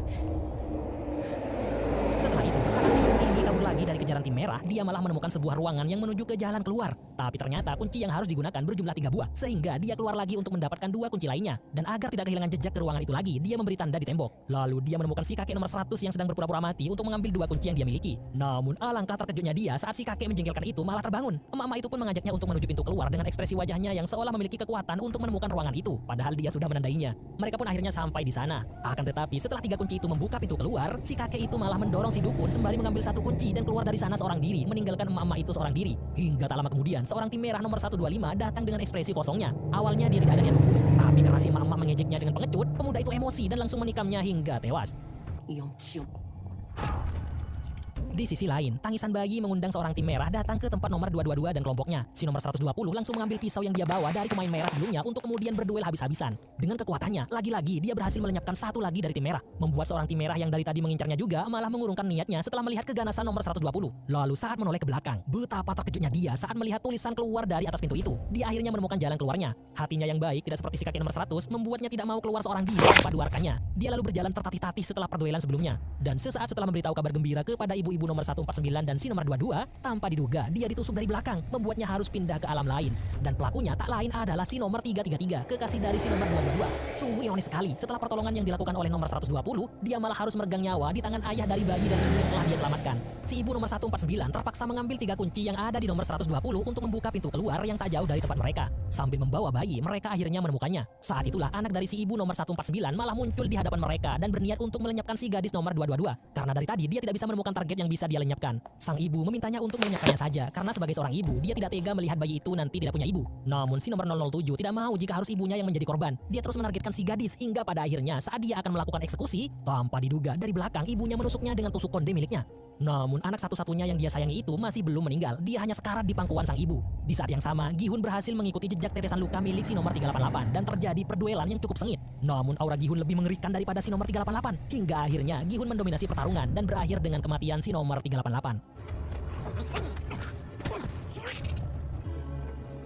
Waktu permainan pun berhenti. Gihun hanya berdiam diri dengan tatapan kosong, lalu spontan dia akan melakukan bunuh diri, tapi keburu dihentikan oleh staf. Sementara si nomor 007 akhirnya tewas di pangkuan sang ibu dengan tembakan dari staf yang harus mengeliminasinya karena sudah kehabisan waktu, menyisakan luka yang amat sangat dalam di hati sang ibu. Sedih yang semakin menjadi, ibu-ibu nomor 149 menggendong bayi ke dalam ruangan para pemain. Tak lama setelah para pemain yang lolos masuk ke ruangan, para staf muncul untuk memberikan informasi bahwa ada 35 pemain yang tereliminasi, sehingga saat ini hanya tersisa 25 pemain dan hadiah yang didapat berjumlah 43,1 miliar won. Selanjutnya mereka akan kembali melakukan voting suara, sementara Gihun terlihat membisu sembari tangannya terikat. Di ruang khusus, para tamu VIP dijamu dengan sangat mewah, ditemani oleh frontman. Di sana, tamu VIP khawatir para pemain akan memilih berhenti bermain karena jumlah hadiah yang didapat dirasa sudah cukup banyak dan permainan seru selanjutnya mungkin tidak akan berlanjut. Tapi frontman meyakinkan para tamu VIP bahwa para pemain akan tetap lebih banyak yang lanjut bermain karena saat ini mereka semakin serakah untuk memenangkan uang lebih banyak lagi. Dan terbukti saat pemungutan suara, para pemain yang ingin meneruskan permainan lebih mendominasi, sehingga permainan selanjutnya akan tetap berlanjut meskipun sebagian dari mereka sudah semakin putus asa apakah nanti akan bertahan hidup atau malah masuk ke peti mati. Di waktu yang sama, sang pengawas yang merupakan dalang di balik jual beli organ mendapat kabar bahwa terdapat masalah di ruang operasi, sehingga dia menyuruh anak buahnya untuk segera menyelidikinya. Di mana saat ini staf nomor 011 alias Noel sudah meninggalkan ruang operasi untuk segera meninggalkan pulau ini. Namun agar tidak mencurigakan, dia dan si pemain yang menyamar menjadi staf nomor 016 kembali ke ruang staf. Namun beberapa staf sudah mengetahui bahwa para staf yang bertugas di ruang operasi semuanya sudah tewas. Setelah itu sang pengawas kembali ke ruang pribadinya serta menyuruh staf nomor 016 untuk segera menghadap karena dianggap mencurigakan. Akan tetapi tiba-tiba Noel muncul di belakangnya dengan mengarahkan senjata, di mana dia meminta sang pengawas untuk menugaskan dia dan si staf nomor 016 untuk patroli di bagian luar pulau. Tujuan Noel tak lain adalah agar dia dan si pemain bisa mendapatkan kesempatan yang lebih besar untuk kabur. Sebagai orang yang sama-sama dari Korea Utara sekaligus sebagai orang yang telah merekrut Noel, sang pengawas akhirnya menyetujuinya. Hingga beberapa waktu kemudian, Noel diberikan sebuah kunci yang diselipkan di bawah roti. Namun sang pengawas masih mencurigai ada yang tidak beres dengan tindakan Noel, sehingga dia menyuruh seorang staf untuk memeriksa kembali ruang operasi. Dan betapa terkejutnya dia saat mengetahui bahwa orang yang dikira sebagai pemain yang sudah tewas ternyata adalah staf nomor 016 yang pakaiannya telah ditukar dengan si pemain nomor 246. Di sisi lain, para pemain yang akan melakukan permainan selanjutnya di keesokan harinya bersiap untuk istirahat. Namun si ibu nomor 149 masih menyemangati pemain nomor 222 yang sedang meratapi nasibnya dan baginya agar terus berjuang untuk hidup. Hingga pada malam harinya, si ibu-ibu mendatangi Gi-hun untuk mencurahkan semua isi hatinya sembari meneteskan air mata. Dan pada akhirnya dia memohon dengan sangat kepada Gi-hun agar mau membantu nomor 222 beserta baginya agar bisa keluar dari tempat ini hidup-hidup karena hanya Gi-hun lah yang sangat ia percaya. Lalu beberapa waktu saat semua pemain sudah terlelap, mereka dikejutkan dengan kemunculan beberapa staf dengan membawa sebuah hati. Dan betapa terkejutnya semua pemain saat mengetahui bahwa si ibu-ibu nomor 149 sudah meregang nyawa di tangannya sendiri, membuat pemain nomor 22 menangis kencang sebab ibu baik hati itu sudah menemaninya dari awal permainan. Dan hadiah uang pun bertambah dengan tereliminasinya si ibu nomor 149, namun menyisakan luka yang amat sangat dalam bagi Gi-hun dan si nomor 222. Di keesokan harinya, para pemain berjalan menuju ke tempat permainan selanjutnya. Saat itu, sesuai dengan permohonan si ibu sebelum meninggal, Gi-hun mengambil bayi nomor 222 untuk dilindungi dengan penuh ketulusan. Tapi dari kejauhan, pemain nomor 333 yang tak lain merupakan ayah dari si bayi memperhatikannya secara diam-diam. Di balik itu, para VIP ternyata membuat aturan baru di mana si bayi juga akan dilibatkan dalam permainan. Yang artinya, jika bayi itu gagal dalam permainan, maka juga akan dieliminasi. Setelah itu para pemain akhirnya masuk ke ruangan permainan, di mana permainan yang akan dimainkan adalah lompat tali. Para pemain akan melewati jembatan kecil untuk sampai ke ujung. Namun, ada dua boneka besar yang memegang tali, yang nanti para pemain akan berjalan sembari harus melompati tali yang diayunkan. Dan jika gagal, maka akan langsung jatuh ke bawah dan pindah alam. Selain itu, waktu permainan ini juga terbatas. Saat itu, Gi-hun sangat terkejut dengan pernyataan staf bahwa bayi itu juga merupakan pemain yang harus ikut serta dalam permainan. Dan tak lama, permainan pun dimulai. Karena nggak ada pilihan, Gi-hun terpaksa menggendong bayi itu sebab kaki ibunya sedang cedera. Para pemain belum juga ada satupun yang maju karena ketakutan. Lalu Min-su si pemain nomor 125 melihat musuh bebuyutannya, yaitu si pemain nomor 124 seperti sedang kebingungan. Dan dia tahu kalau dia sedang membutuhkan obat yang kini sedang dia pegang. Dia menghampirinya dan memperlihatkan kalung itu kepadanya. Namun dia malah langsung melemparnya ke tengah permainan yang mengharuskannya segera melompat ke tengah sembari melompati ayunan tali itu. Akan tetapi setelah dibuka, ternyata isinya sudah kosong hingga membuatnya semakin kacau dan dia pun tereliminasi. Gi-hun pun tak punya pilihan lain selain menggendong bayi itu sembari terus melompati ayunan tali agar segera sampai di ujung. Saking tegangnya suasana, sampai-sampai pemain lain juga spontan menyemangatinya hingga pada akhirnya dia berhasil selamat. Para pemain yang lain akhirnya juga bersemangat untuk melewati jembatan itu. Pemain nomor 096 sampai ke ujung. Namun setelah itu dia malah mendorong jatuh para pemain yang ada di belakangnya tanpa belas kasih, membuat Gi-hun murka. Akhirnya pemain yang takut didorong memilih untuk bertahan di tengah jembatan sambil terus melompati ayunan tali. Mereka pun semakin kelelahan dan kehilangan konsentrasi hingga beberapa di antara mereka terjatuh. Gi-hun tak tinggal diam, dia menyuruh nomor 096 agar menyingkir dengan tatapan tajam penuh kemarahan. Namun setelah beberapa waktu, dia diam-diam akan mendorong Gi-hun dari belakang. Tapi untungnya Gi-hun menyadari dan bisa mempertahankan diri, hingga dia berhasil melempar nomor 096 ke tengah jembatan yang mengakibatkan dia nggak selamat. Di bagian belakang, Min-su yang sangat ketakutan mencoba memakai pil yang dia pegang. Alhasil setelah beberapa saat, pikirannya pun melayang seperti tanpa beban. Dia melompati ayunan tali dengan senyuman aneh, hingga akhirnya dia berhasil sampai. Kini hanya tersisa pemain nomor 222, sementara waktunya hanya tinggal 1 menit lagi. Lalu Gi-hun yang akan segera kembali untuk menyelamatkannya malah harus terhenti, karena dia mendengar dengan lantang dari sebelum menghentikan. Dengan genangan air mata, dia memasrahkan bayinya agar dilindungi oleh Gi-hun supaya bisa keluar dari tempat ini hidup-hidup. Dan betapa terkejutnya Gi-hun saat melihat si gadis nomor 222 melompat dengan penuh keputusasaan. Waktu dilahirkannya, karena sang ibu sudah terakhir. Di dalam ruangan, beberapa pemain datang dan memberitahu bahwa pada permainan mendapatkan 4,96 miliar won. Tidak akan melakukan permainan lagi. Rupanya rencana frontman untuk menjadikan bayi itu sebagai di sisi lain yang telah mengantongi informasi penting karena semuanya akan segera terbongkar. Nah, dia lalu menerobos masuk ke dalam dengan sedikit was-was. Bahkan temannya sangat ketakutan karena hal ini sangat hitam. Di sana dia melihat foto-foto Kapten Park bersama rekan-rekannya, termasuk In-ho alias frontman yang tidak membuat Woo-suk kaget karena dia memang tidak mengenal In-ho. Rekrut yang telah melenyapkan bosnya dalam kresek. Akhirnya dia dan temannya diinterogasi tentang identitas Kapten Park. Di saat yang sama, Junho bersama Kapten Park dan semua tuan polisi yang baik hati, Kapten Park. Saat itulah Junho segera bertindak dan berhasil melumpuhkan Kapten Park, sehingga dia berhasil menyelamatkan seseorang dari tim yang tersisa. Sebelum meninggal, Kapten Park memberitahu bahwa atasannya adalah orang yang juga memerintahkannya untuk menyelamatkan Junho dahulu. Menyadari bahwa pulau yang disilang oleh Kapten Park sebelumnya ternyata adalah lokasi pulau misterius, sehingga dia bersama seorang anggota yang tersisa tak mau menunda lagi dan segera bergegas ke sana. Di sisi lain, Noel yang meminta ditugaskan di luar pulau akhirnya berhasil melarikan diri bersama pemain nomor 246. Namun sesaat meninggalkan pulau, dia mendapat panggilan dari sang pengawas yang menyuruhnya untuk segera kembali. Dan rupanya dia sudah mengetahui bahwa yang Noel selamatkan adalah pemain nomor 246. Di mana jika dia tidak kembali bersamanya, maka sang pengawas mengancam akan menghancurkan kehidupan anak dari pemain itu yang saat ini tengah dirawat di rumah sakit. Mendengar hal itu, Noel yang sudah bertekad untuk menyelamatkan pemain nomor 246 memutuskan untuk putar balik ke pulau. Namun rupanya dia kembali seorang diri dan menyuruh nomor 246 untuk segera meninggalkan pulau ini dengan kecepatan penuh. Saat kapal itu melesat meninggalkan pulau, para staf yang lain mengetahuinya karena ada alat pelacak di kapal itu. Sehingga sang pengawas memerintahkan mereka untuk melenyapkan dua-duanya tanpa tahu bahwa Noel saat ini sedang menuju ke ruangannya. Di dalam pulau, seperti biasa, menginjak permainan terakhir, para staf memberikan baju bagus kepada para pemain. Di mana setelah itu mereka semua diberikan hidangan yang mewah. Mereka yang selama ini tak pernah makan enak dengan sangat lahap menyantap makanan lezat di hadapan mereka. Bahkan si bayi juga diberikan susu khusus dari staf. Meskipun kondisi hatinya sangat buruk, Gi-hun akhirnya juga menyantap hidangan mewah itu. Selang beberapa waktu, staf memberikan sedikit informasi tentang permainan terakhir, yaitu ke-9 pemain saat ini nantinya bisa menentukan 3 orang yang akan dieliminasi. Gambaran itu membuat beberapa pemain yang serakah mulai menyusun rencana. Tapi sebelum itu mereka harus kembali melakukan voting suara, mau melanjutkan permainan atau tidak. Meskipun pada akhirnya si bayi, rencana yang sangat sempurna untuk memenangkan permainan terakhir ini. Meskipun begitu, Gi-hun tidak akan tinggal diam. Dia akan berusaha sekuat tenaga untuk menyelamatkan bayi itu. Beberapa waktu kemudian, di saat semua pemain sedang menikmati mimpi indah, seorang staf menghampiri Gi-hun yang masih belum tidur dan selalu waspada. Di mana staf itu diperintah oleh frontman agar Gi-hun menemuinya di ruangan. Masih sangat jelas dalam ingatan Gi-hun bagaimana sahabatnya dilenyapkan di depan matanya oleh frontman, sehingga hanya ada kebencian dalam dirinya saat ini. Akan tetapi frontman malah mengatakan bahwa dia ingin membantu Gi-hun. Bahkan dia memberikannya sebuah pisau yang bisa Gi-hun gunakan untuk melenyapkan para pemain lain. Gi-hun masih gak percaya dengan apa yang dibicarakan oleh frontman, mengingat semua perbuatannya selama ini. Lalu betapa terkejutnya Gi-hun saat frontman membuka topengnya. Ya, wajah itu sangat Gi-hun kenal. Orang yang mengaku namanya adalah Oh Yong-il. Kemarahan Gi-hun semakin menjadi, sebab orang yang sudah sangat dia percaya ternyata adalah orang yang dari dulu ingin dia lenyapkan. Tanpa rasa takut, frontman mempersilakan Gi-hun untuk melenyapkannya. Tapi hal itu juga tidak akan merubah keadaan. Dan dengan santainya, frontman menyuruh Gi-hun untuk melenyapkan pemain lain selagi mereka sedang tertidur lelap akibat kelelahan dalam permainan sebelumnya. Sehingga saat mereka sudah tewas, dia dan bayi itu bisa selamat serta membawa uang hadiah. Dari raut wajahnya, frontman sangat tulus ingin membuat Gi-hun dan bayi itu keluar dari tempat ini hidup-hidup. Tapi tanpa mengucapkan sepatah kata, Gi-hun berbalik meninggalkan frontman dengan wajah putus asa dan sorot mata penuh amarah.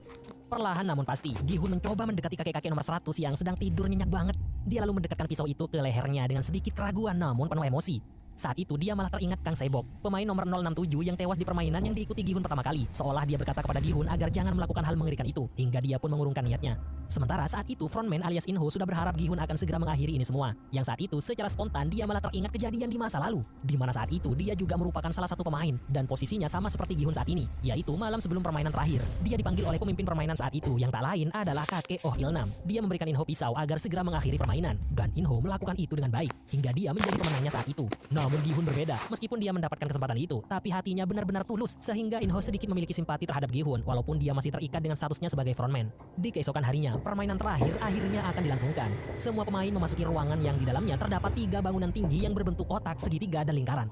Setelah itu mereka naik lift untuk menuju ke puncak bangunan kotak. Aturan permainan ini adalah di setiap bangunan tinggi, para pemain diharuskan mendorong setidaknya seorang pemain atau bisa lebih agar jatuh dan tereliminasi. Dengan begitu, pemain lain bisa melanjutkan ke bangunan tinggi selanjutnya. Dan begitu terus hingga sampai pada bangunan yang terakhir.